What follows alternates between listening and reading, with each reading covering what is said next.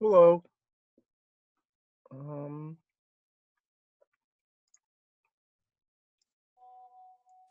should see the desktop now. Should hear me. Does that seem okay? Yep. Okay. Oh, I got to turn my speaker up. It seems it's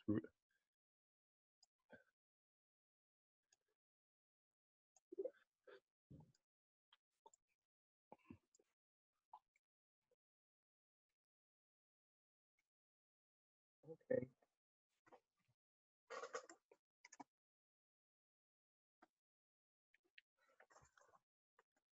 All right.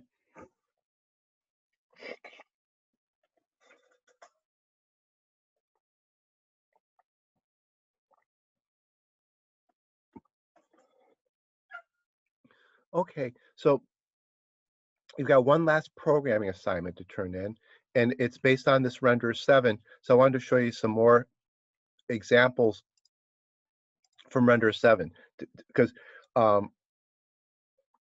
there's examples in the render 7 folder that are pretty much everything you need for the last assignment. Okay. So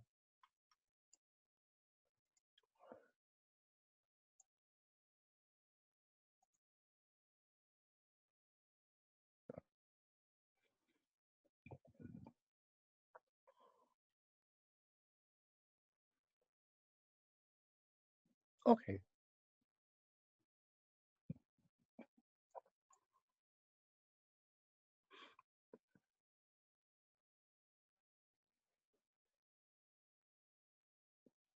Okay, the examples are all in this folder of transformation examples.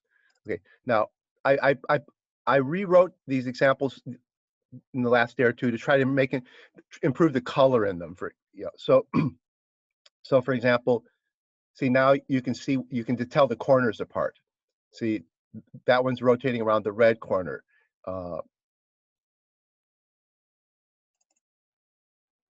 Like was it? I think it was this one and.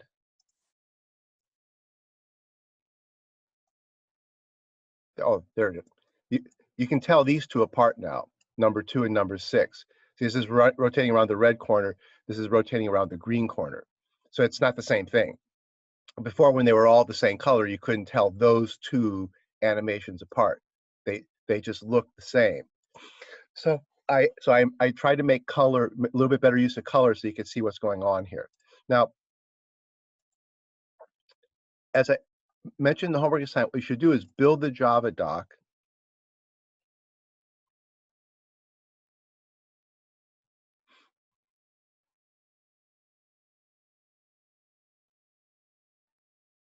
Okay, that creates this folder. And then you get easier to read versions of these things. If you click on the index,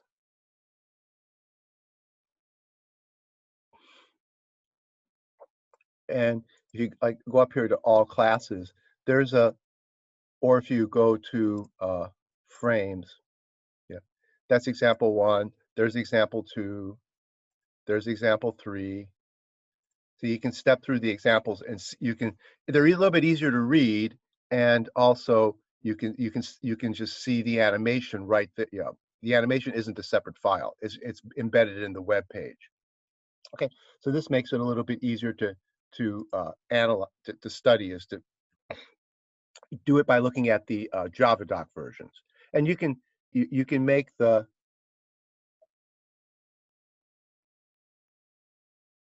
Java doc a little bit easier to read just by making your window narrower. So then the Java doc doesn't, oh no, this one too narrow, about like that. And then you can kind of read it more, yeah, it doesn't, you're not reading from left to right across a huge screen. Okay, now, what these examples are doing is building up the combination of translation and rotation. There's examples later on that use scaling. We're not really worried about scaling right now. See, no, not that one. See, scaling, how the P is growing. So that's rotation and scaling. Okay, so rotation, scaling, and translation are the 3 fundamental matrices for computer graphics. So the ones we're worried about right now just combine rotation with translation, no scaling. And for the homework assignment, you can do what the homework assignment asks for. The letter P and W, none of them get scaled. They don't grow in size. So they stay the same size, they just move around. So you need to combine rotations with translations. Okay. And the heart of the matter is that rotations and translations don't commute. If you translate then rotate, that's not the same thing as if you rotate and then translate. Okay. Okay. So, and the other key idea is that there's nothing that rotation doesn't rotate around a point. Rotation always rotates around the origin. So like this example too is real important because that starts the idea that you don't automatically you can't just move over here and then rotate around here. That doesn't make sense. You don't move over here then rotate around here. You only can rotate around the origin. So when you want something to rotate around this point, depending on where that point came from, okay, you have to move the point you want to rotate around to the origin, rotate around the origin, then move to where you want that point to show up. So for example, in 5, the rotation ends up over here. So that point had to have been pulled to the origin, rotate around the origin, then push back over to here. Okay. Now, example 2 is simple because in example 2, it's actually the point from the origin that was being rotated. See, that's the red corner is the corner that was at the origin. So all this thing did is it rotated around the origin, then pushed it over here. Okay, and that's what it says here. It rotated around the origin, then pushed it over 1 unit. Okay, and when you move from one frame to the next frame, what you're doing is you're taking the previous frame and just making one more rotation past it. So this represents the idea that this is the ith frame. You got the ith frame from the ith minus 1 frame by just multiplying on the right by one more rotation. Okay, so the rotation's on the right. Remember, the things on the right get done first. So that means over here, you rotated the square. The square was sitting at this corner here. The square was sitting here like this, and you rotated it around this point here, 6i degrees, then slid it over to, then that point got slid over to here. Okay, so that's the easy version. Version like 5, it's a little bit trickier. 5 actually wants to rotate, it wants to rotate around this point. It's actually rotating around that point there. That's the blue corner. It goes red, green, blue, yellow. I called them to go red, green, blue, and yellow. So I was consistent in all of them to do red, green, blue, yellow. Okay, so that's the blue corner. So you're actually rotating around that corner up there, but that means you have to, here's the matrices. You have to take that corner and slide it left and down. Left and down. That puts it at the origin. Rotate it around the origin all you want. Then slide it back up and over and put it back where it belongs. So you need to, now notice that the rotation is accumulating in the middle of this, which doesn't make it very easy to go from one frame to the next frame. In fact, you really can't. What this version has to do, in version 2, the matrix, I should have wrote this as M sub I. Okay, to get the matrix for the next animation, you just take the matrix from the previous animation and multiply a rotation by it. So you can take the previous rotation matrix, the previous animation matrix, and just do one multiplication to it, and you're good. But for 5, that wouldn't work because you're trying to put a new matrix in the middle. Okay, you're trying to put a new matrix in the middle. It can be done, and it can be done by doing a tricky operation of you have to save this matrix, then multiply in this, then multiply in this, then save this new matrix here. Then in the next step, you would multiply in another one of these and multiply in another one of these, and it ends up being more complicated. So, and it doesn't end up speeding things up, but you'd have to save this so that you could multiply another rotation on the end and then multiply on that thing at the end. Instead, what this animation does, if you go look at the code,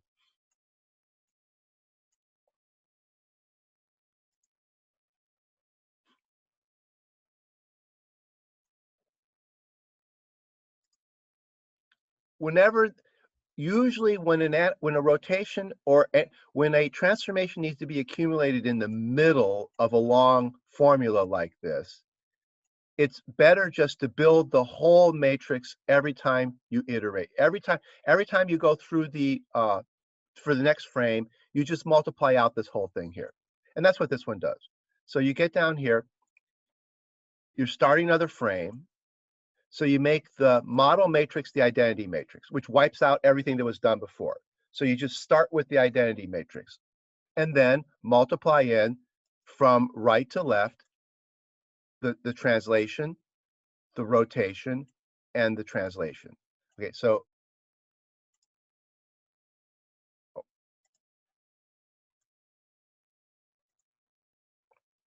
okay, so you can see, okay, so you need that on the right. So that means, oh, actually, I'm sorry, I keep forgetting, it's important to remember that you write the code from left to right, and you read the code from right to left, okay? So you write it from left to right, and you read it from right to left, okay? So you write it from left to right. So there's that one, okay? And then the rotation's in the middle, and then it's followed by so it goes, you write that matrix, then that, uh, this matrix, then this one, and then this one. And there's no attempt to accumulate like these show. There's no attempt to accumulate a new rotation on top of a previous rotation. It just doesn't work. So see how this one just does 6 times I. In fact, you can always do that. You can always just go, whenever you have to create a complicated matrix product like this, sometimes you can optimize it by reusing what you've had so far. Like in 2, you could optimize this by only multiplying in the last matrix, and you don't need to do that product there. So you can optimize a little, but you don't have to. You can just go back to the identity matrix and then multiply these two together.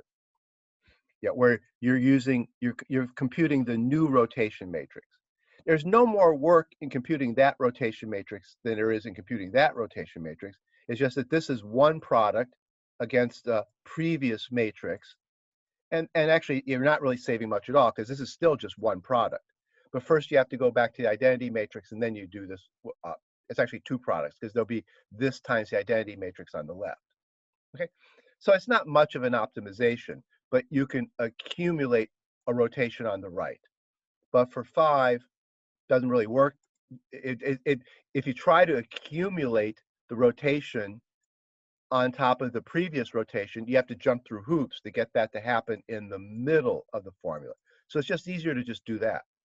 Okay, and that's what the code does. Go back to the identity matrix and start all over again. Translate, rotate by the full amount, translate. Okay, all right. So, and you got to be, the order really matters. If you get the order wrong, like let's take this example and get the order wrong. Like suppose you read this from right, you're supposed to read it from right to left. So suppose you wrote it from right to left. So suppose you put the -1 there and the -1 there and the +1 there and the +1 there. So I'm reversing the order of what they should be. Okay. Okay. And it'll give us not what we want. So that's this one.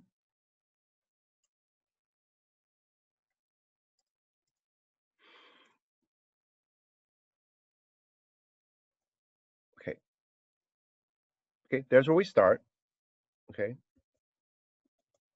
And we just kind of go off screen, come back. Okay, now, so what's kind of going on there? If we think about it, we can analyze it and see what it's doing. Okay, what's good now is to think about this one and analyze what it's doing. It's got the order wrong. Okay, so it's actually doing this followed by that. Okay, so that's what it's doing. Okay, now if we read it from right to left like we're supposed to, okay, it's taking this point, it's gonna translate the whole square up to up here. It's gonna translate the whole square is translated to the right and up. So the whole square is sitting here and going up, it's up here. Okay, so the square is up here. Then you rotate that thing around the origin. So this square that's up here, when you rotate around the origin, it swings around the origin. That's what we see over here. You see it swinging away from the origin. Okay? Okay? So it's swinging away from the origin. Okay?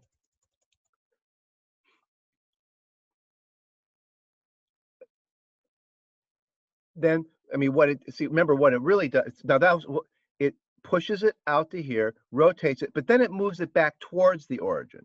But when it moves it back towards the origin, you can see over here, it doesn't quite get it back where it should be. So it's taking this square, pushing it out to here, rotating it, then kind of pushing it back down here. So it kind of comes back towards the origin, but doesn't quite make it to the origin. So it ends up drifting off. Okay, and it ends up off screen.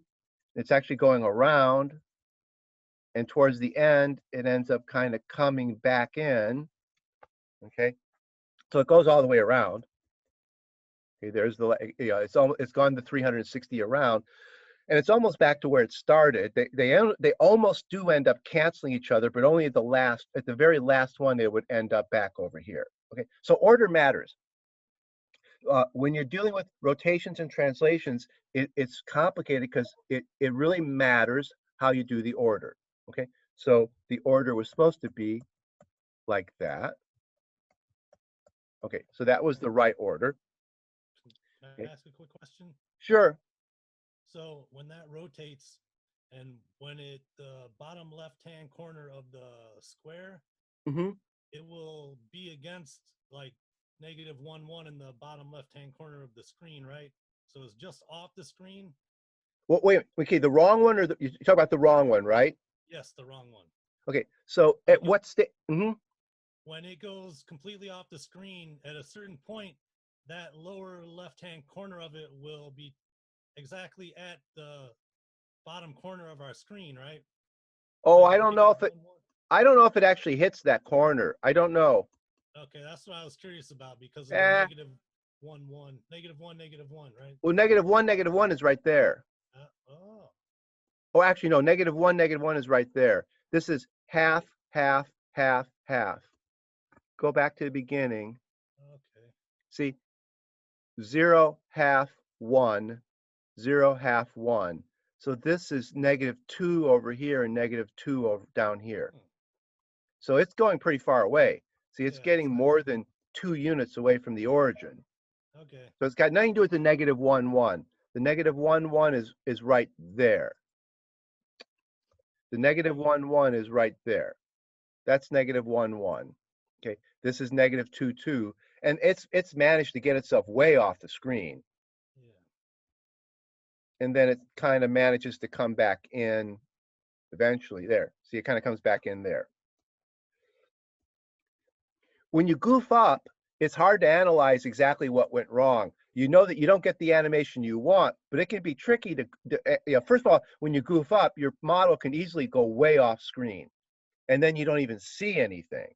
And that's one of the big problems with this stuff is when you're playing with these transformations, you could easily goof up and you end up with a blank screen like that because your transformation just went way off screen. And that's the danger. That's the hard thing to debug. And that's why the render has a debugging mode, because when you turn on the debugging mode, you can see where your vertices are. They get listed in the console window. And you can look to see where you can see what coordinates they're holding. Okay, because if they're off the screen, you don't know where they are, then the debugging mode would let you look at the coordinates to find out where they are. And that may or may not help. Okay. Okay. Thank you. Okay. So the when you do it the wrong way, it's pushing the model up to here, then rotating around the origin, which swings the model around the origin, and then it goes back towards the origin. But then as it accumulates this moving up to the right and swinging out and then coming back, it just ends up drifting farther and farther away from the origin. Okay, so order matters. Now, there's one kind of neat example where order doesn't matter.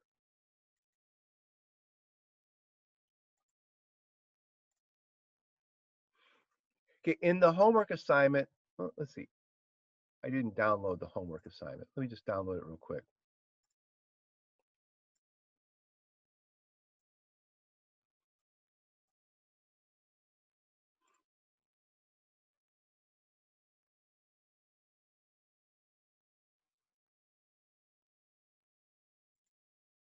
You have to, the letter W slides up and down, no, the letter N slides up and down while it's rotating.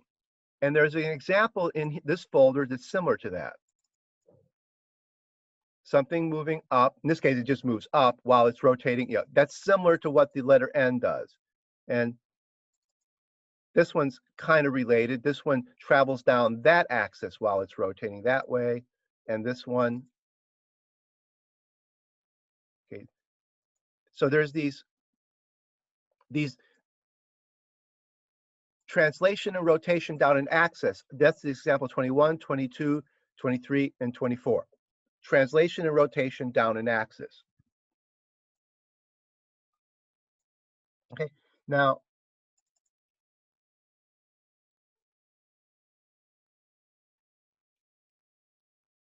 see the letter N is rotating.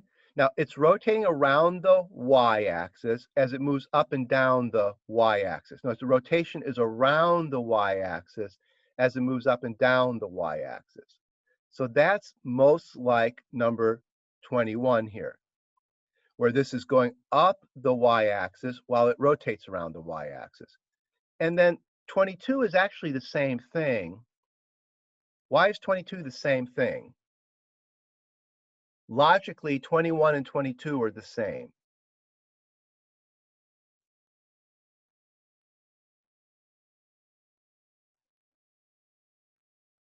Can you see?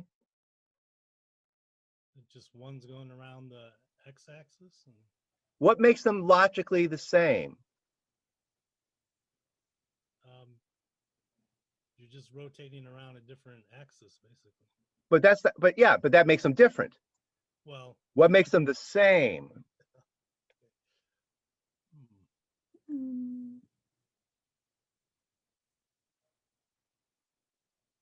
Does anybody see? They have it turns out the code for these is almost exactly the same because they're doing the same thing.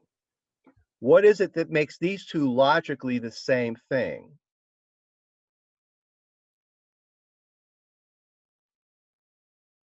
What's this one doing?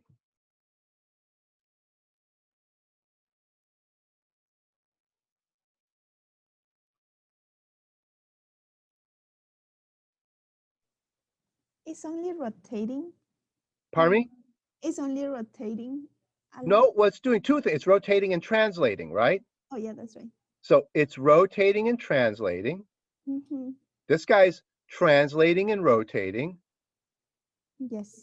This one's using the y-axis. This one's using the x-axis. But what makes them? What is it that makes them logically the same thing?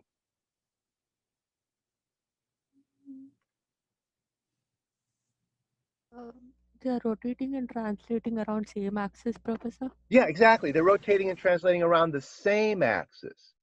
See, this one, as it's rotating around the y-axis, is translating on the y-axis. This one, as it's rotating on the x-axis, is translating on the x-axis. Now compare that with 22. 22 actually is different. 23.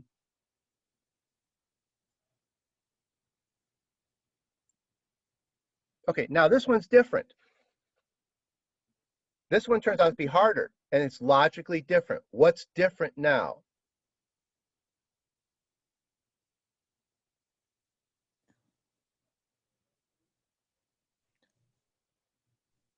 It's rotating around y-axis, Professor. Yeah, while And it's translating around x-axis. we're translating down the x-axis. So it's using two axes. This one's using two axes. It's rotating on the vertical axis while it translates down the horizontal axis. And then the other one, 24, flips those. What's 24 doing?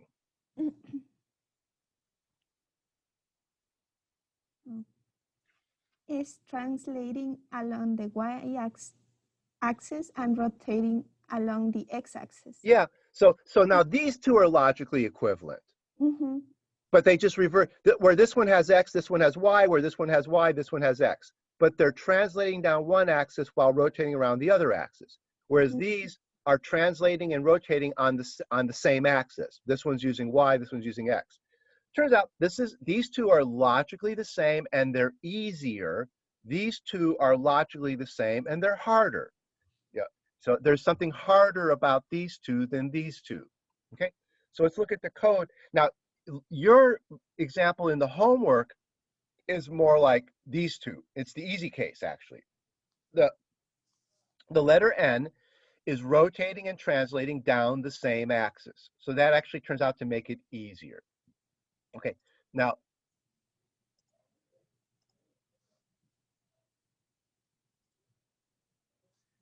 here's example 21. Here's what the matrix looks like for this.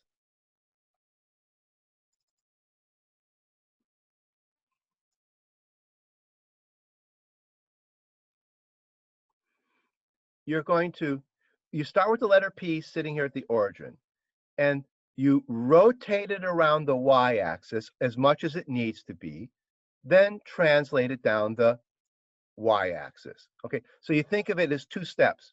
Rotate it, then translate it.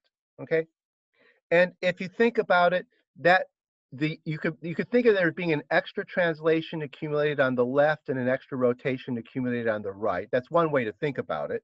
Okay, you could think about it as an extra translation on the left and an extra translation on the right. But here's the thing. When you translate on the y-axis and you rotate on the y-axis, those actually commute. These are equivalent. See, r times t equals t times r when it's on the same axis. That's not the case in general. A rotation and a translation don't commute. So rotate then translate is not the same as translate then rotate, except in this one case. When you rotate on the same axis as you're translating on, then you can reverse them. Okay? So that means you could take this thing up here and write it this way, rotations then translations. So that's saying start with the letter P, slide P up, then after you've slid it up, then rotate it. And actually, if you think about it logically, that will do the same thing. Slide up, then rotate, or rotate, then slide up. Now notice if you mix the axes, it won't make sense. If you take P and rotate it, if you take P and slide it this way, then rotate it, it swings around the y-axis real far. But if you take P and you rotate around the y-axis and then swing it over here, then it rotates the way you might want to. When we do the cases where we mix the axes, we have to do the rotation and translation in the right order to get the way we want. So if this thing was going this way while swinging this way, we would rotate it first, then translate it. But if we translated it first and the P was out here, then we rotated around the y-axis, it would swing around the y-axis like that, which would be not what we want. Okay, so rotations and translations commute when they're on the same axis. Now, what that means is you could actually rewrite this thing in kind of a funny way. See, here it says all the translations, then all the rotations. Here it's up, let's see. Yeah. Here it's all the rotations, than all the translations. But in fact, you could do something funny.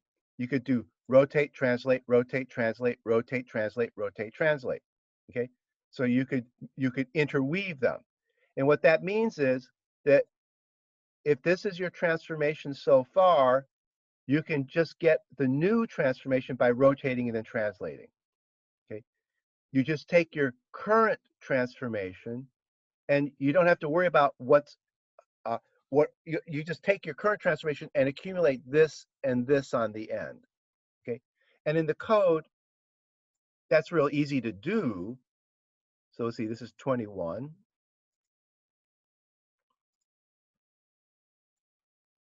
This is real easy to do in the code. When I want to do another frame, all I do is, well, I wrote it, this one I wrote in the order where it draws the frame and then updates the matrices. So draw the frame, that would be drawing this frame here. Then multiply in a translation, multiply in a rotation. Multiply in a well, I wrote it in the wrong order here. I multiplied, no, I'm sorry. Multiply translation. Yeah, I did it in the wrong order here. This would, what I wrote here and what I wrote here are the opposite order. So multiply the translation would put the translation there, and multiply the rotation would put the rotation there. But it doesn't really matter what order. If I flip those over, I'll get the same thing, because rotations around Y and translations around Y commute. Okay, so this makes it real easy. Just draw the scene, update the matrix twice. Okay, so from the point of view over here, you draw that scene, and then you update the matrix with a product of the rotation and a product of the translation, and then just draw it again and then update it again. Okay, now that works for 21 and 22. So for example, I said 21 and 22 are logically the same, and you see that in that their code is exactly the same. If you switch between the code of these two examples, the only thing different is, if you look for the difference, the only thing difference is the letter that they're rotating around, and where the translation moves from here. The translation's in the x-axis and the rotation's on the x-axis. Here, the translation's in the y-axis and the rotation's in the y-axis. So it's logically the same thing. No need to change the code at all. Okay, well, I'm not that there's no need to change the idea of the code.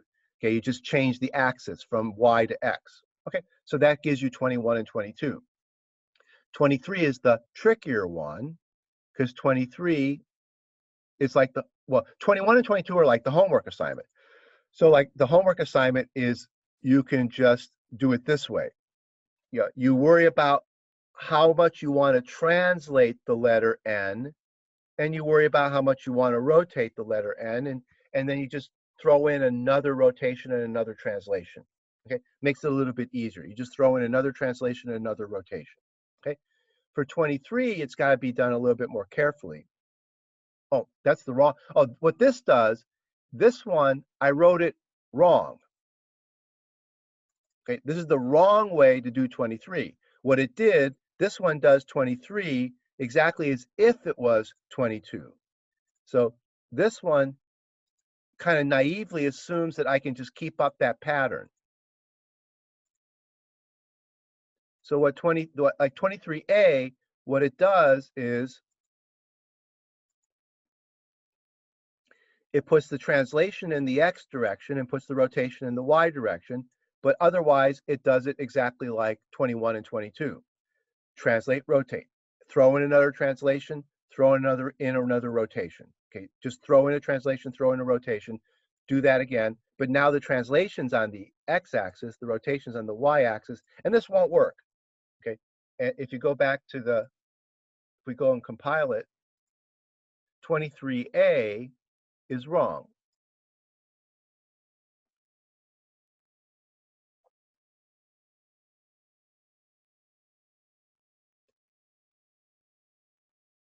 And it's you can kind of, you can try to kind of figure out what it's doing.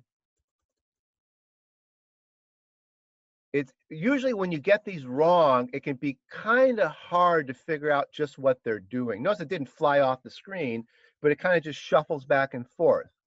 Okay.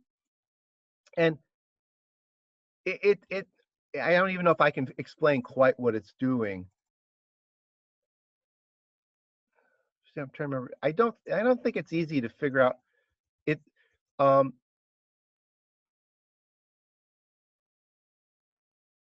I remember now. One kind of way to think about what it's doing is imagine the rotation was always 180 degrees. So just kind of exaggerate this and imagine that the rotation was 180 degrees every step. So you move to the right, rotate 180 degrees, swings you back over to here. Then you move to the right, it puts you back at the origin. See, then you end up going out, swinging to the right over here. Then you move to the right. So you go, translate to the right, rotate 180 degrees, translate to the right, put you back at the origin, rotate 180 degrees, translate to the right, would put you back over here, swing over here 180 degrees, and you'd see you shuffle back and forth. So remember, if you think of it as a 180-degree rotation, you can kind of see that it has a tendency to want to shuffle back and forth. Translate, rotate, translate, rotate again, then translate over here, rotate over here, translate back to the origin. So and that's sort of what it's doing. It's just kind of shuffling itself back and forth around the origin. Okay, so you can kind of guess at what it's doing by exaggerating it and thinking, well, what if it was just 100? If I was alternating a translation by 1 and a rotation of 180, a translation by 1 with a rotation 180, and you see that it's just going to shuffle back and forth. Okay, so sometimes with a little bit of cheating, you can analyze the mistakes. Now, that's not telling you exactly what this one's doing, but it gives you a rough idea of why it's just kind of shuffling back and forth. And that's a common trick. Sometimes when you got a problem, you can analyze the problem by thinking of it in an extreme example. Like I'm doing translation, rotation, translation, rotation.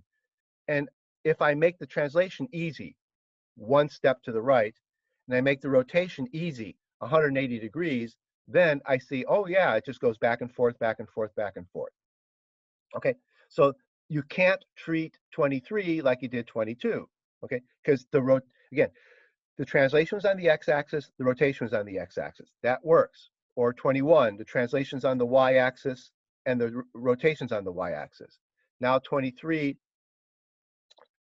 x-axis and y-axis doesn't mix. Okay, so the solution, now notice that this was just doing something easy. Draw a picture, update 2 matrices. The answer is not that much harder. You just, you have to think about it a little bit different. Oh, let me, yeah.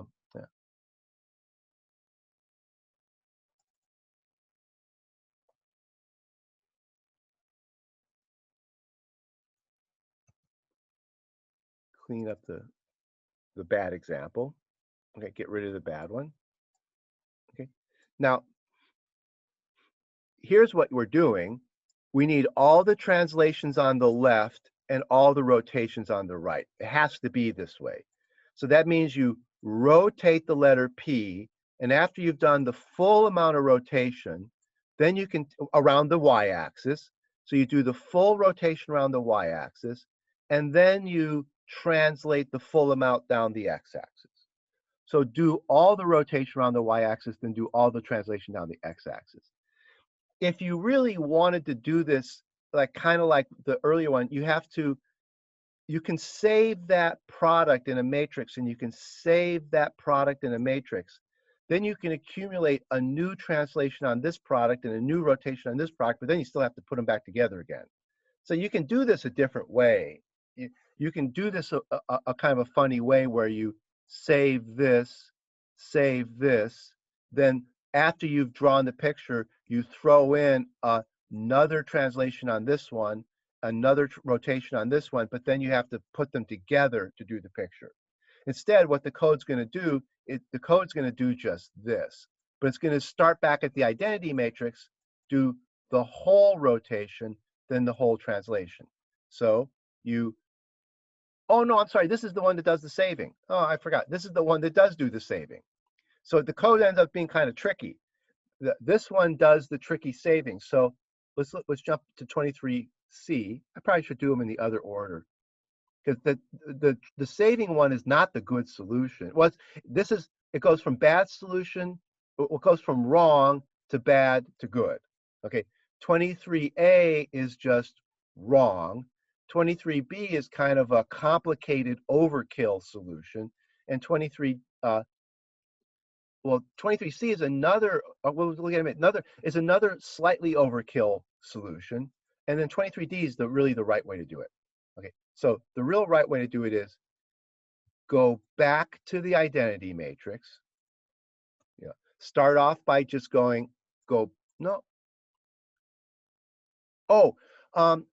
not go back to the identity. Push yourself away from the camera.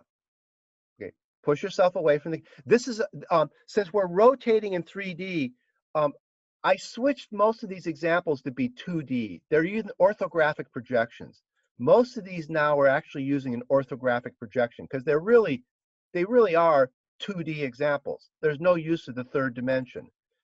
But 21, 22, 23, and 24 actually are 3D examples. They're using the third dimension. So these go back to being a perspective transformation, which means I have to worry about pushing away from the camera. So I start off by pushing away from the camera. That's my starting point. And then do all the translations, then all the rotations. Now remember, this is read from left to right. So the code is read from left to right. So all the translations, then all the rotations. Okay, so reset the matrix to be, in this case, instead of the identity, is reset the matrix to be push away from the camera, then all the translation, all the rotation, then draw it. Okay, that's the best way to do it. And it's actually not, it's still pretty much, it actually isn't more, from the point of view of the CPU, this is 2 matrix multiplies, and this is 2 matrix multiplies. So the funny thing is that even though this might seem to us like it's more work, because this is going and doing all of this and all of this versus just doing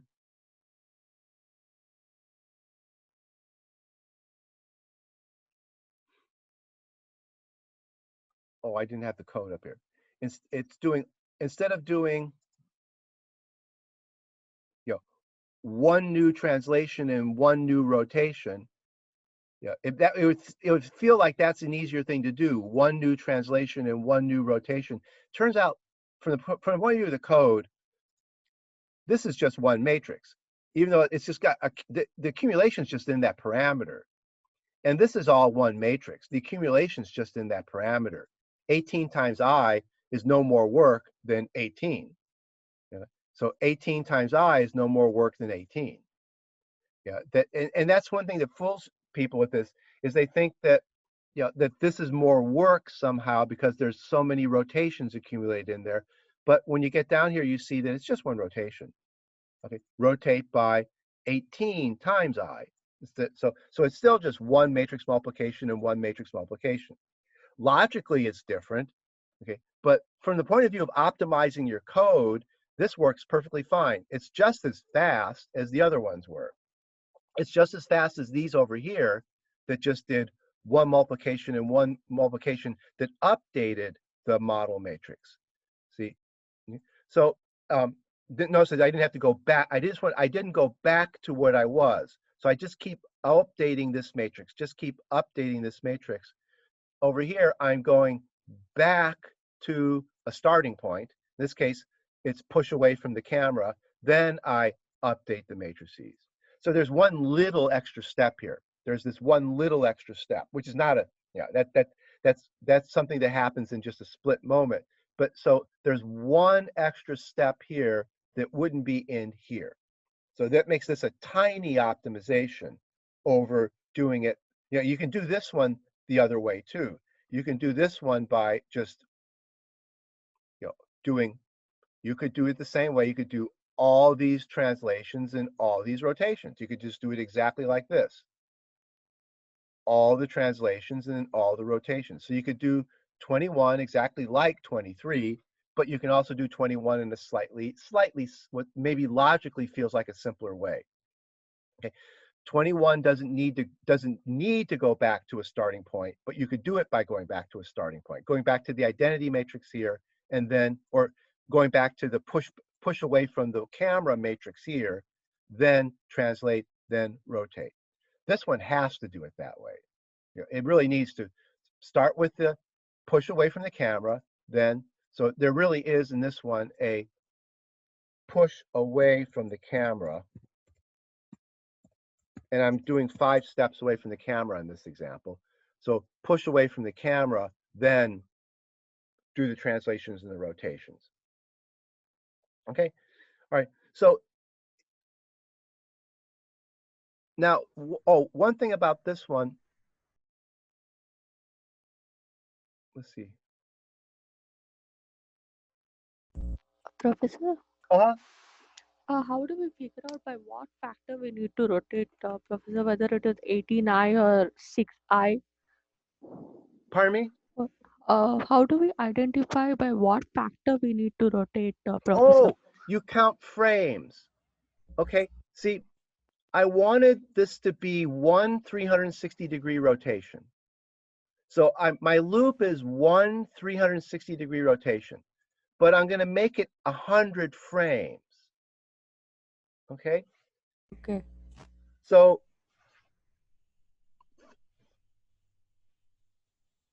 you know, you think 360 degrees, 100 frames. Let's see now. Why was it 18?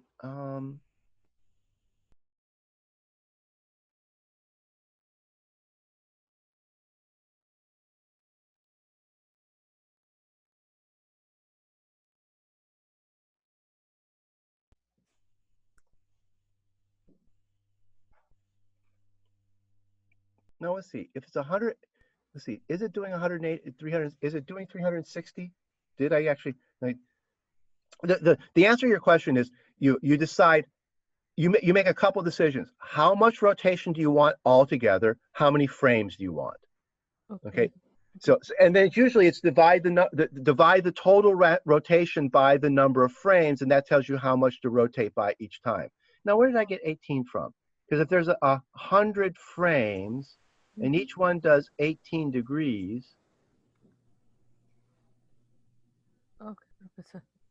Huh? Oh, that's right. Because it. Yeah, I'm sorry. And why is it 5 rotations? Yeah, 5 to 6. Okay.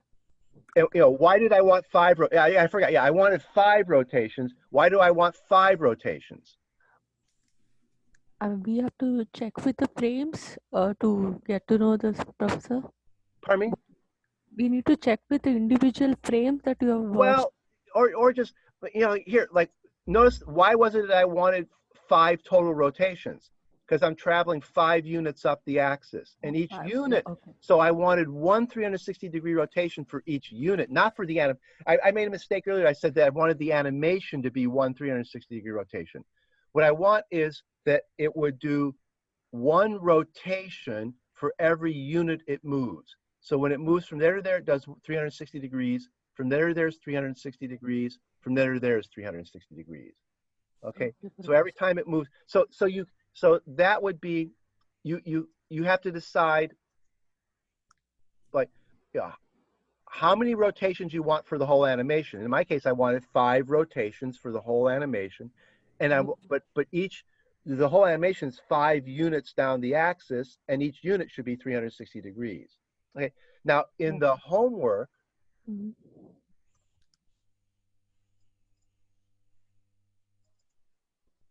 yeah, you see, here's where you start, and you know, you can see, you get down here to the bottom. Okay, so that was 90 degrees. See, we're at frame 90, and you've moved 1, 2 units down. Okay. So then you figure, okay, and as I move 2 units down, I want to do 90-degree rotation, and that was 90 frames. So what? That would be 1 degree per frame. Okay, so that's 1 degree per frame. Same with the P. It rotated 90 degrees this way, and there's 90 frames, so that's 1 degree per frame. Okay. And you don't, there's no rule about this. You know, in this case, you're matching what I did here. So you're right. You have to figure out how much rotation per step. You know, what is the rotation from one frame to the next frame to the next frame?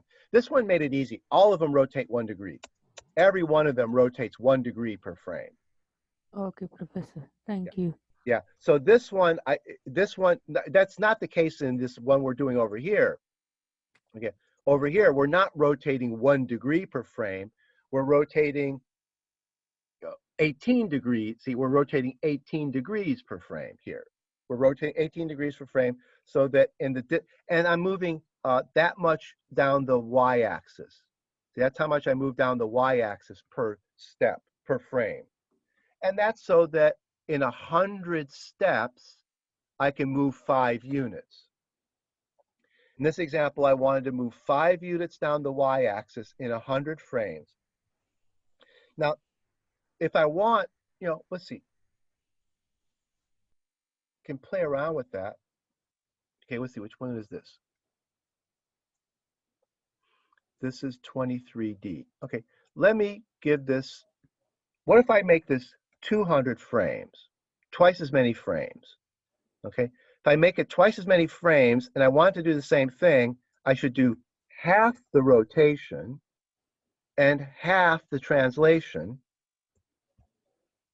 What's the advantage of doing this?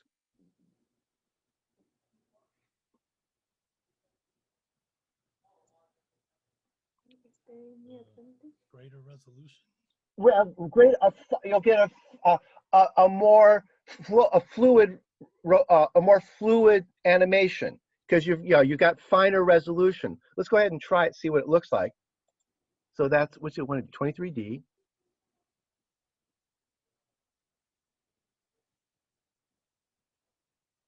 It'll take a little longer to compute because it's doing twice as many frames. Oh, it didn't take very long at all to do. Now there's 200 frames.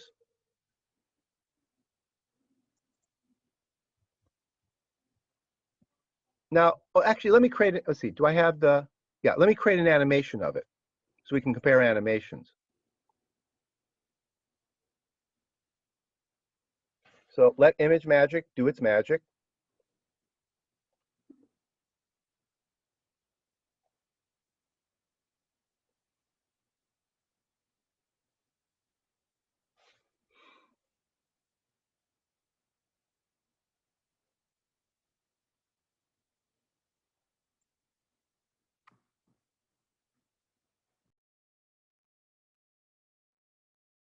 That's taking longer than it usually takes.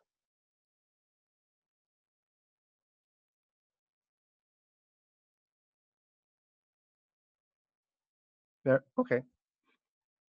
Now, here's the animation that had 100 frames, and we just did this one.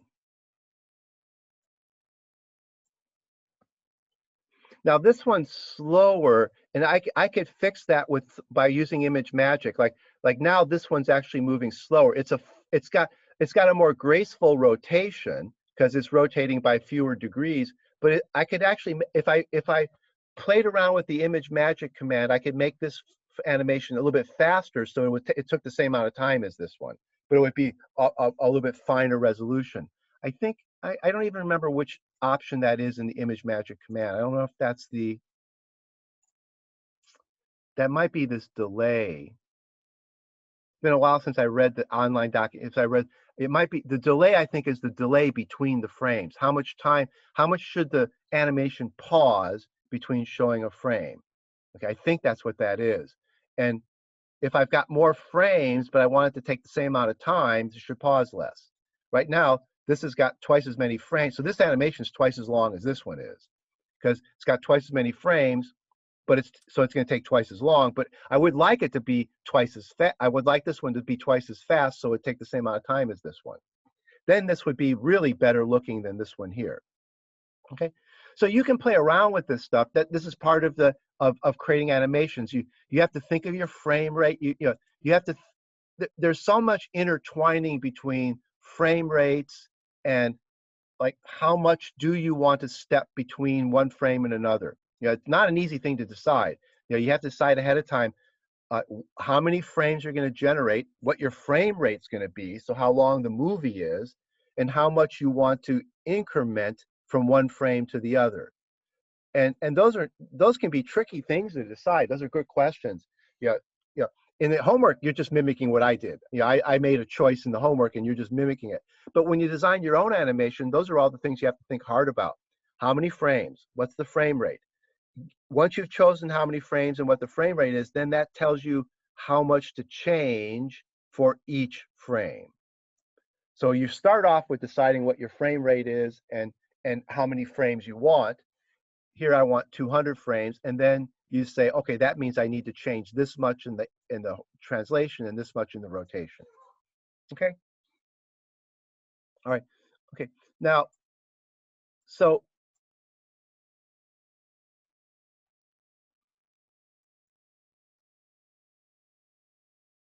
so for the homework assignment, you can do for the homework assignment, you're really actually doing this easy one, 21 and 22.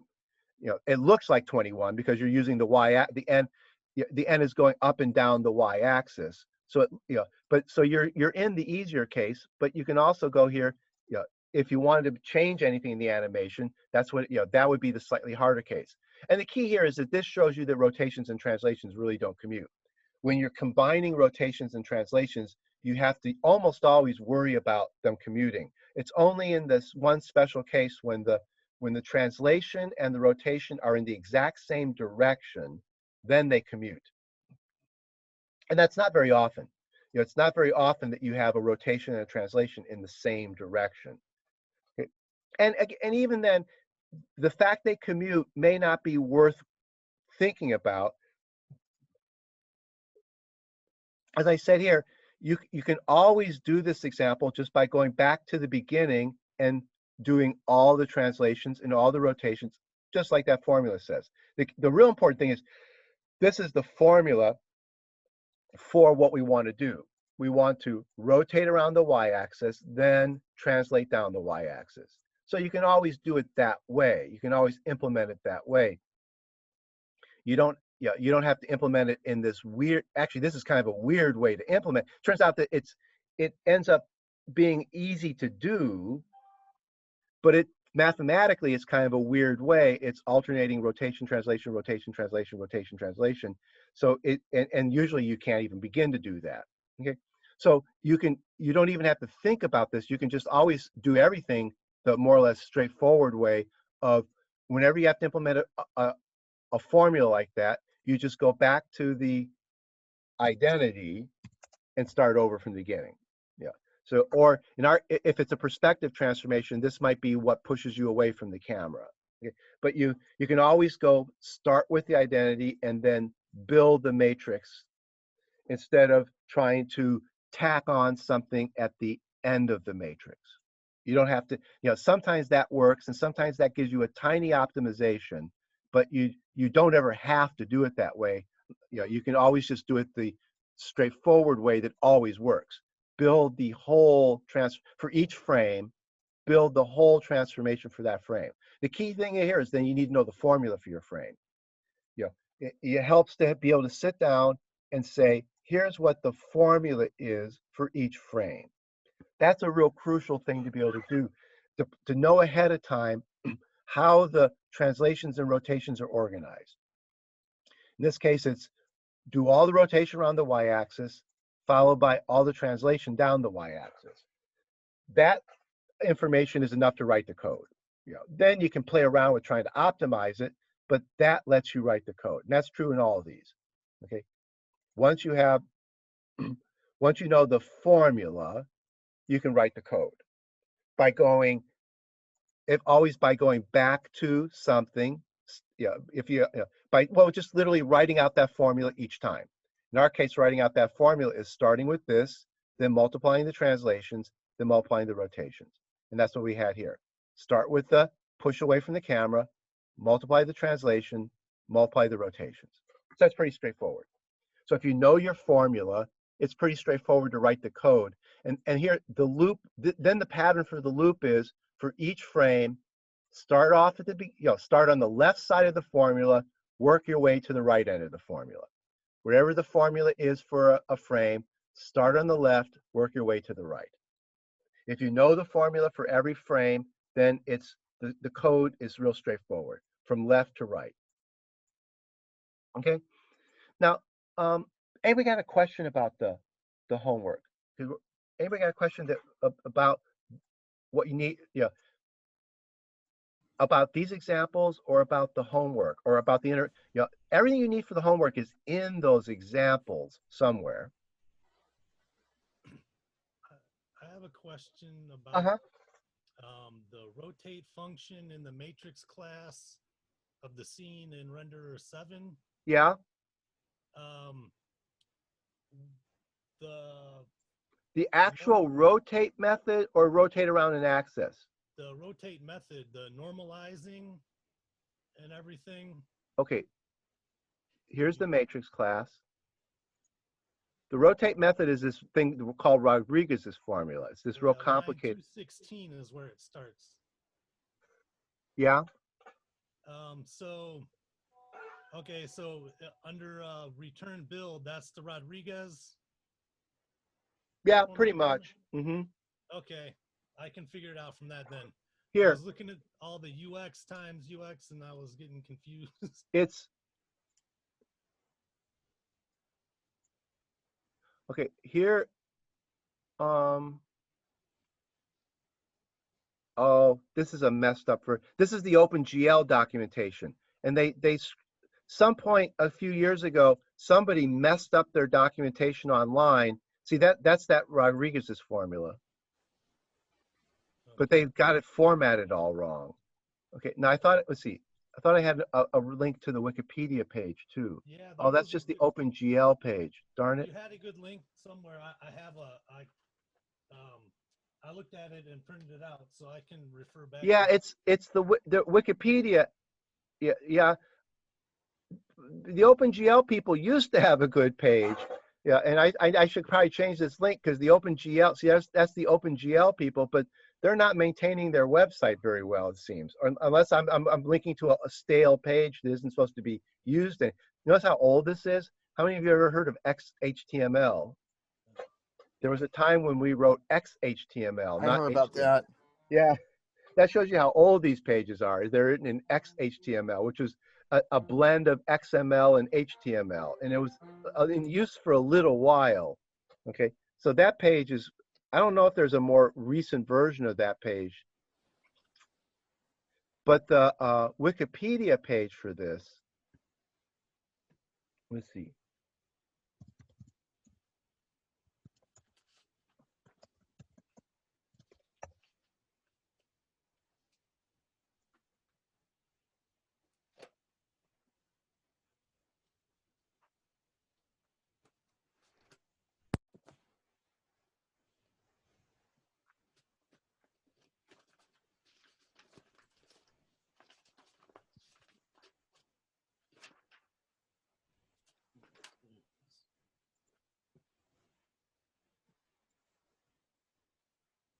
Ah, here it is.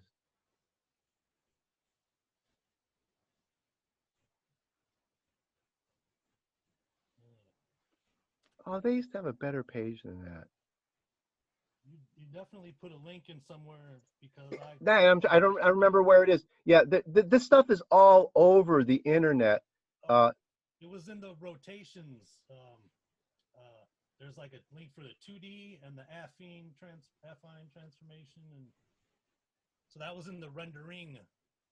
Oh, where the link is for that.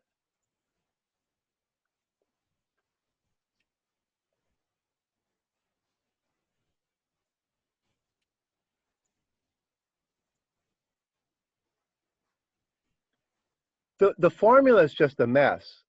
It's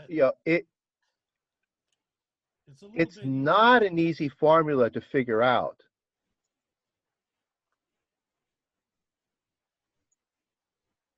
Was it one of these? Yeah, it's got to be one of those. Maybe well, I mean, there's a picture of. I mean that's just summarizes it. Okay. Yeah, that's what I was looking at. Yeah, that's the formula. this assumes that this is a unit vector. They didn't say that here. They're assuming that this is a unit vector, but the code doesn't assume it's a unit vector. So the code normalizes the rotation vector. See? So that way, I don't, that's pretty standard. I mean, that's a lot of work, but it's usually considered a good idea not to assume that the rotation vector has been normalized. But Rodriguez's formula assumes that this vector k is a unit vector. It has length 1. So you're supposed to start with a length 1. See, it says here, unit vector. Right, and then what, you would scale that if it wasn't? Well, yeah, that's what I do. So I take the vector and I make it into a unit vector. So that's why I wrote ux, uy, uz. Okay. That's the unit x, unit y. That's the x, y, and z unitized into a unit vector. Ah, got it. Okay. Then you go through the rest of the formula. So their k, see, their kx and ky here are already been unitized. So down here, this is unit vector, and then everything else is the same formulas over here. Okay.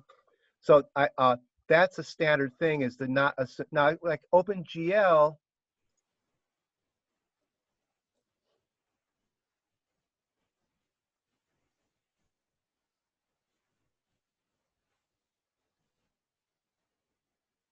I can't remember if they specify whether this is a unit vector or not.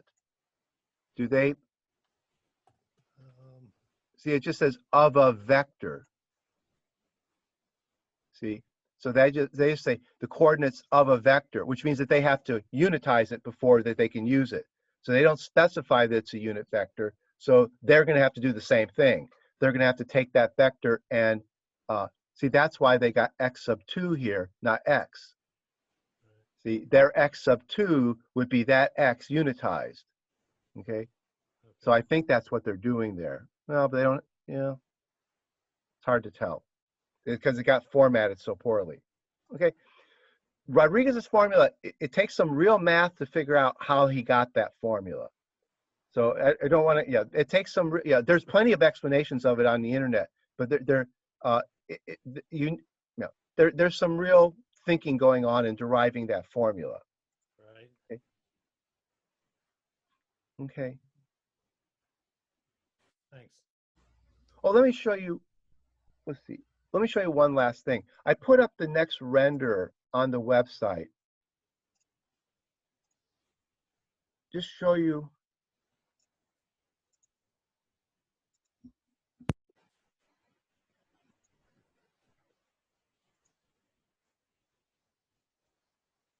Okay.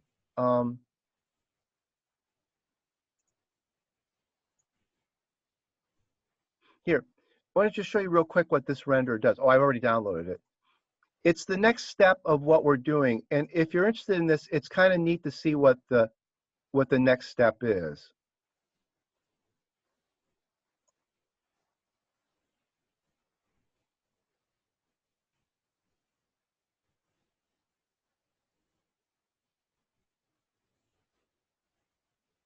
Okay, let me just show you what this thing can do.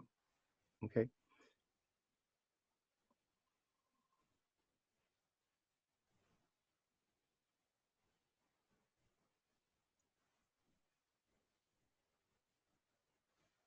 Okay, this is a real famous example of a sun, Earth, and Moon orbiting system. Okay, and here I can change the perspective. Now I'm looking down on it.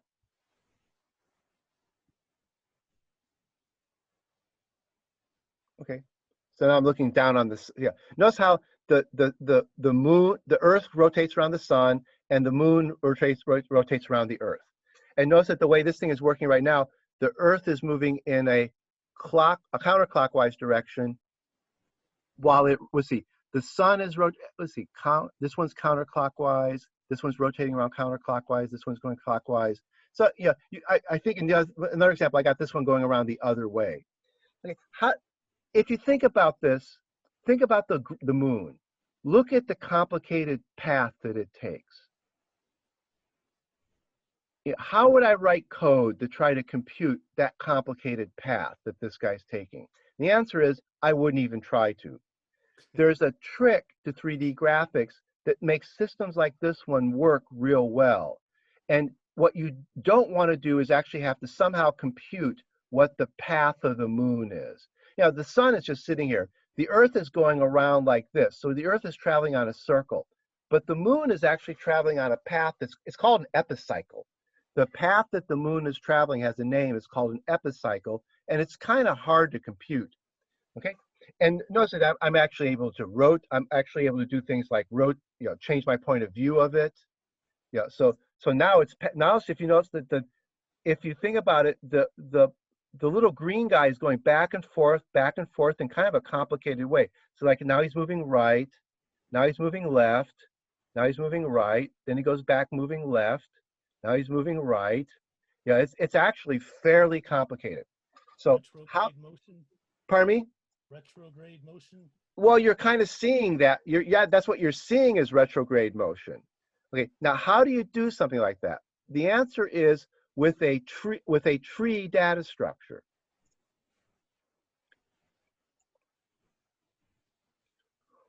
The new render lets positions hold subpositions. So this is called a scene graph. So the scene becomes a graph because now we've had our scenes were trees before, but they were limited to just trees of depth 2 or 3. Now these trees can be unlimited in their depth because a position can hold subpositions.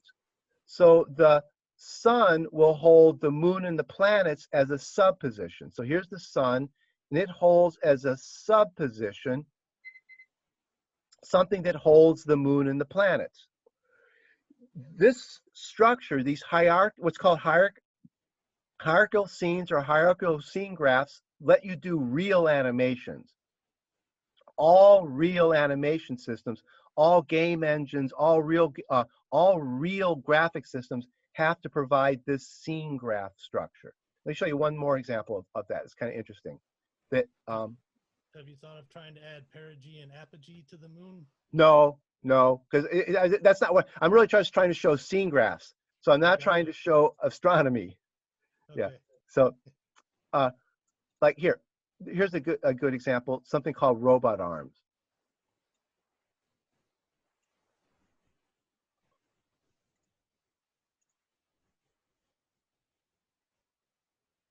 Oh, no, I don't want that one.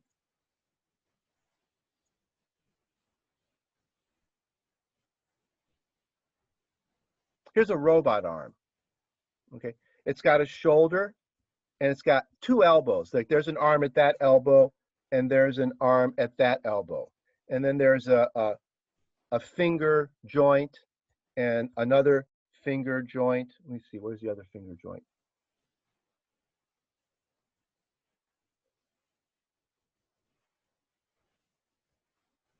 Okay. Now notice how when I rotate the shoulder, everything rotates together.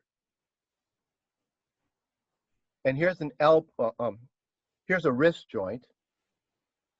Notice that when I rotate around that elbow, how those things all move together. What I don't want to do is figure out where he belongs. I really don't want to figure out what he's doing. That's almost impossible.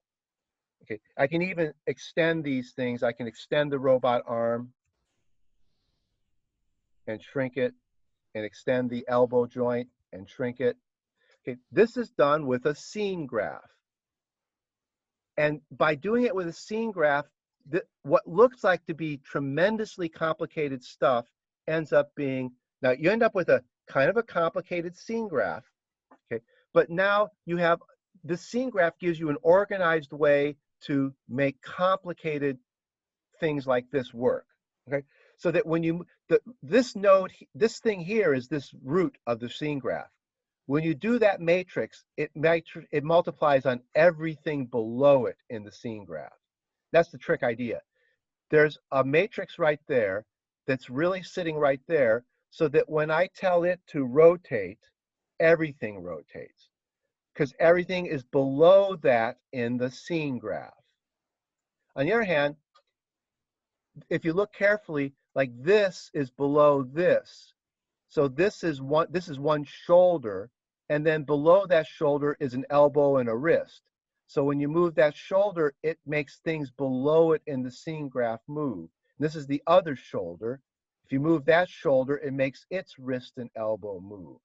So this idea is the next step in graphics. We're about a week or two behind what we should be. We usually finish this.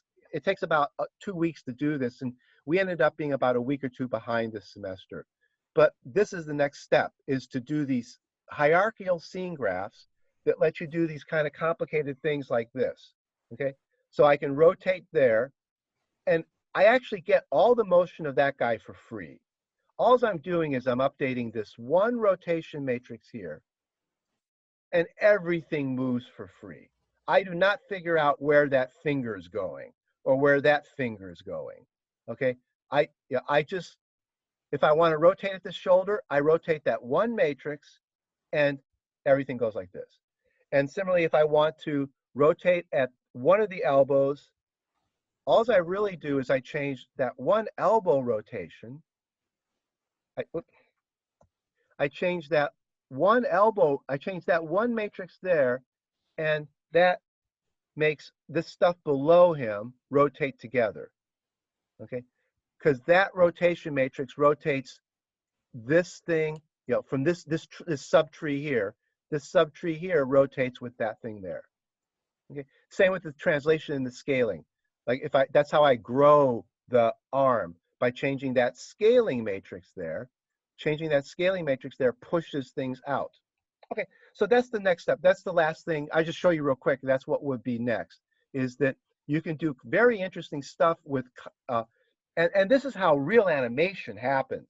I mean, this is the crux of how you build characters in animations, so that when a character moves his elbow, his arm moves, his wrist moves with the elbow. Graphics people don't want to say, well, the elbow moves, so I have to move all 5 fingers, and I have to, it isn't going to work that way. When you want to move an elbow, you just move an elbow, and then everything below the elbow, which would be the part of the arm below the elbow, moves with the elbow.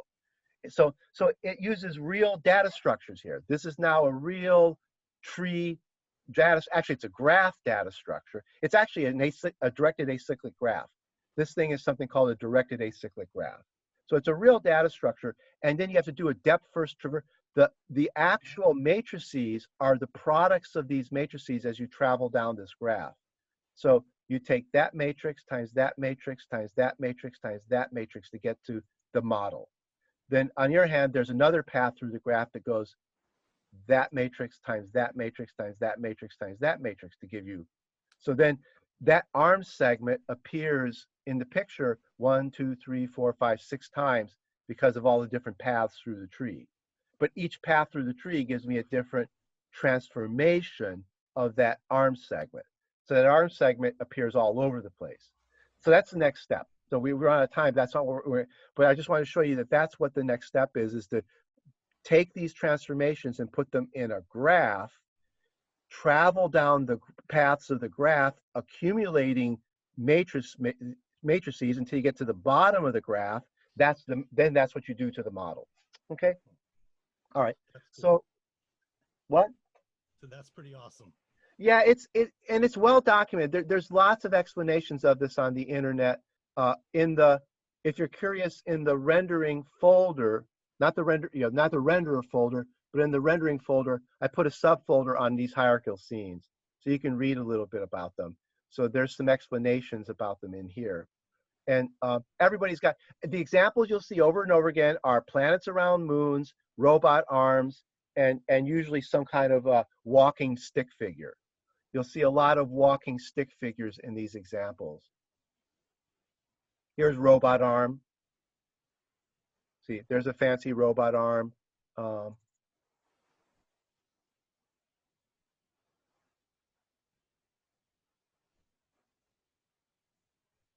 Tables and chairs are table and chair, because you want this to be a unit, whereas if you move the table, the chairs move with it.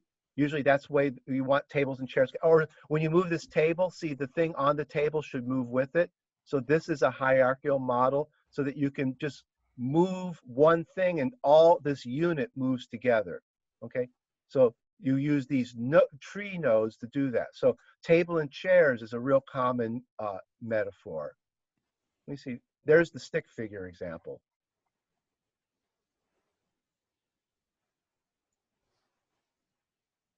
The stick figure is a tree. See? You know, leg nodes, arm nodes, head node. Yeah. So here he's thinking the root as the torso. There's so you color code it. The root is the torso. Then the legs are sub branches, and the arms are sub branches of the torso. So you do these, and this is how real animation gets done in real movies.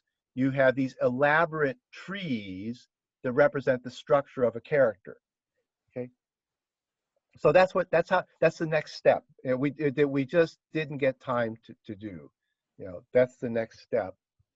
I think, which one did he do? People do either. See, here's the robot example. Here's another robot example.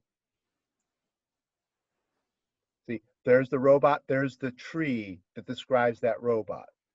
Okay, so you know, and this is pretty simple animation. You can imagine when Pixar creates a character, these trees have thousands of nodes because there's thousands of ways to want to control the character. Like, so you get things like a node for a cheek or a node for an eyebrow, so that you can do movements of an eyebrow or a cheek or twitching a nose.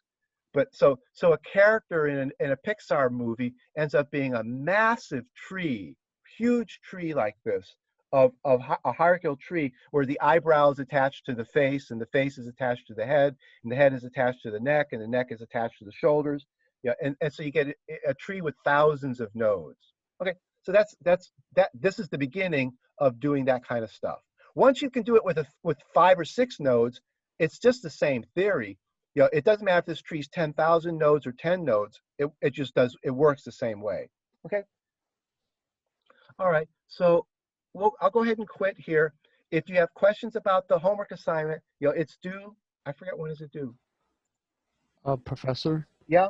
There's nowhere to submit homework for in Brightspace. That's a good point. Yeah. I had a hunch I was forgetting something.